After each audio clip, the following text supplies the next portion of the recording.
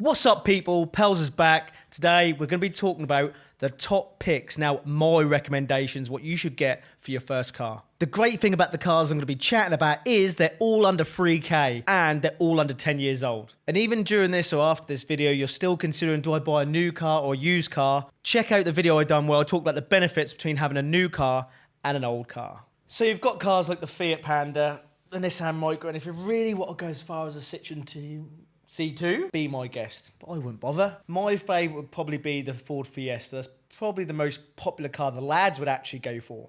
So, not a bad looking car. The Ford Fiesta definitely is probably the most popular car in the UK. And not bad to look at. Pretty good on fuel. You can get them in 3-door or 5-door. You're looking at roughly £30 for road tax. Insurance group 7 on the 1.2 model. Is that right, Marcus?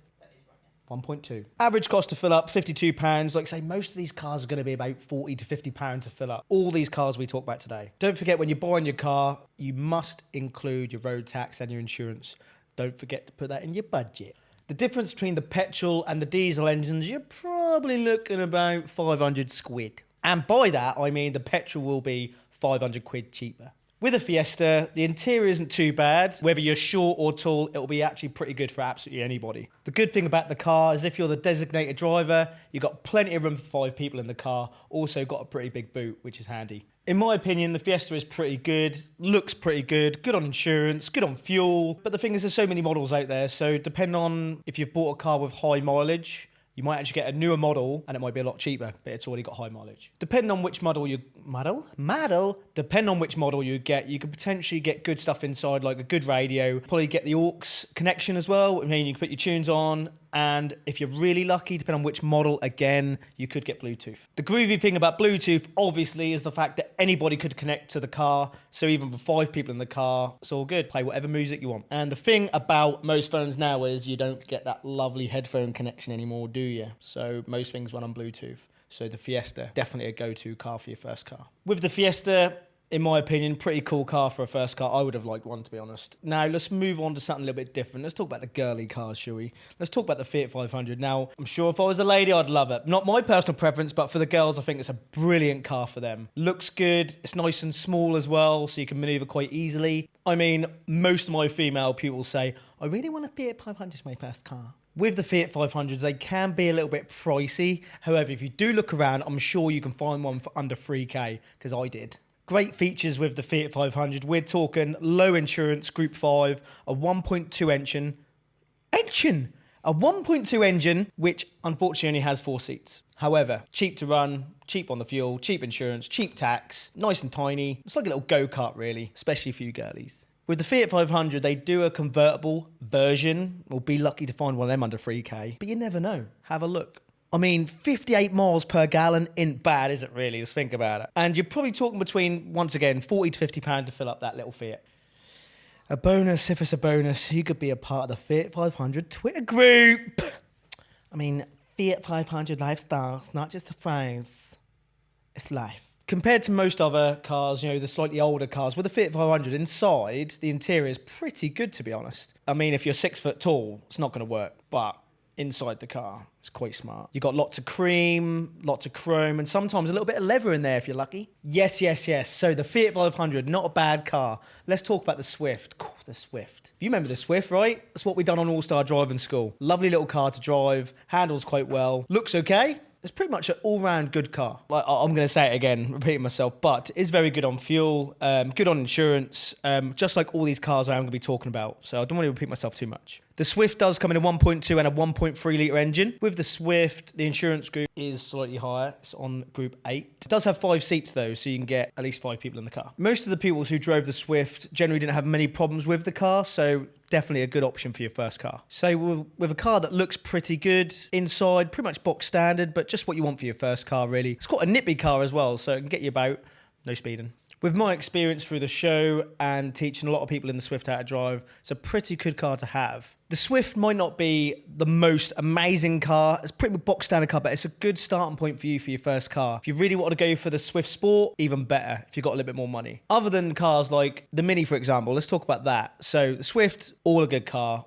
good all-rounder. Let's talk about the Mini. With the Mini, who doesn't like Minis? You know, you've got Mr. Bean had a Mini, you know, Italian job, purely British, but Italian job. With the Mini, not so much British anymore. They're made by BMW, so you're getting some bit German in you. Now, with the German cars, they're very reliable. Very, very reliable. So it's always a good start because you're pretty much getting a 1 Series in a Mini, which is pretty good. Actually, that's awesome. With the Minis, they pretty much only come in the 1.6 litre engines. Insurance Group 8 is still going to cost you 50 quid to fill up. So slightly more expensive on the running costs with the insurance and probably the fuel. The road tax is also £125 per year. The Minis come in a 1.4 and a 1.6 litre engine, so they're a little bit higher in the engine, which means the insurance might be slightly higher. And of course, the running cost for the fuel is going to be higher. In the Minis, it's pretty much Marmite. It's either you love them or you hate them, and you could be in the middle, but you've got a lot of circles in there. The styling's a lot more interesting, but it's either you like it or you don't. I like it. Even though the car is a Mini, the newer shape Mini, not sort of the old classic ones that are really tiny ones that Mr. Bean used to drive, but the newer ones now, they do have a little bit more room in them, so it's not too bad. Me personally don't have a lot of experience with the Minis, except the ex-girlfriend used to drive one. Let's not go into that one. But let's go into a car that is fantastic, the Peugeot 208. I mean, look at this. Outside the car, they look awesome to me. They look reasonably sporty. This is the car that I do own, and I use it for my driving instructing every single day, and it's never let me down. It has let me down, but only minimally. Nothing major has gone wrong with the car. It's great to drive. I like how it has a speedo in the middle, so you've got your normal needle, and you also got a little square. Ooh, watch the mic out. See, I'm getting too big these days. You've got a little square, which comes up an LED screen, tells you how fast you're going in the numbers, which is pretty cool. Inside the car, it's really comfortable. Seats, lovely and soft. And also with the Peugeot 208, you have a tiny little steering wheel compared to most. So it actually feels like you're driving a little go-kart because the wheel is so small. They're laughing, but it's true. You've got the petrol and the diesel models. They range in the engine sizes again. I personally have a 1.4 diesel. It definitely gets over 50 miles per gallon. I fill up about 50 pounds in the tank. So roughly the same about the rest of them. In regards to driving the car itself, it's a very smooth drive. I'm going to know more about this car because it's mine, of course. Visibility in the car is great. With Peugeots, they do have quite a big blind spot. Even though the vision is great, they'd have a big blind spot down the side of the car, which isn't good. But, you know, if you're observing out of the car properly, then you shouldn't have a problem. None of my learners have a problem driving the car, to be honest. When sometimes I have a pupil come from another driving school, they'll come in the car and they'll say how easy it is to drive compared to their old one. Sometimes this can be personal preference, so it's not always right. But most people say they love driving the car. If you're lucky enough, my car has 0 road tax, so I don't have to pay nothing for it at all. If you get the 1.4 petrol model, then you're probably going to have to pay something little like £30. So apart from the Fiesta, which is obviously one of the most popular cars in the UK, I would go for the Peugeot 208 because one, I've had it for 5 years. It's such a great car to drive. It's definitely a good all-rounder. Anyway, let's talk about the Vauxhall Corsa. The Corsa has loads of different models, so you don't really, well, you could get any model really for that money. Corsa doesn't really have many amazing features. Depends on the model, I guess. Quite sporty looking with the newer shape models. I think you can get the 1.2 limited edition model, which actually looks really sporty with nice alloy wheels. And once again, only a 1.2 litre engine. With the insurance is going to be cheaper and it might not be as fast, but it definitely looks good. You're not going to get many bells and whistles with this bad boy, all right? You're going to get the basic FM radio, aux lead, unless you get a brand new model, of course, which we're not talking about that because we ain't got 16 grand in the bank. This car comes in all different shapes and sizes. It comes in all different colours. If you've really got the money, you can even get a Nürburg version. You're talking about 20 odd grand. Overall then, the Corsa, pretty good car for your first car. Because there's so many, you know, get yourself down a dealership and check them out. Get in the car, see how it feels. Because they are so popular, you might want to look around because you might actually find one really cheap. Let's talk about the Germans, the Volkswagen Polo. With the Polos, great looking car. From what I hear, not many bad things to say about the car, so that's good. You've got the usual stuff, nice small engine, good on insurance. They look good. The engines come from 1 litre to 1.4, 5 seats, nice and cheap to fill up, cheap on insurance.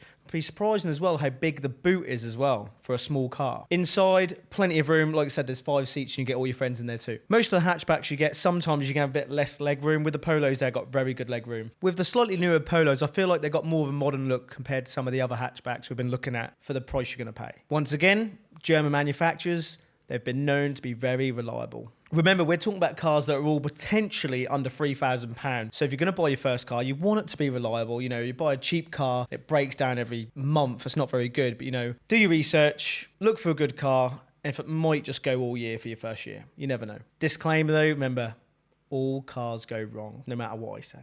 The car could have some great features, things like rear parking sensors, great Bluetooth options, sat navs inside. But then again, this all comes down to how much money you have and if you can find a good deal. Just in general, with everything I just talked about, make sure you have a look at all the different trim variants they have. What I mean by trim levels is what the manufacturers use to identify what the car has, pretty much how good it is, from the bottom to the top. So out of all the cars I've talked about, they are definitely the ones I would recommend to you for your first car. I mean, you've got my car there, which I love and I still have now. But then again, it comes down to personal preference. What do you like the look of, you know?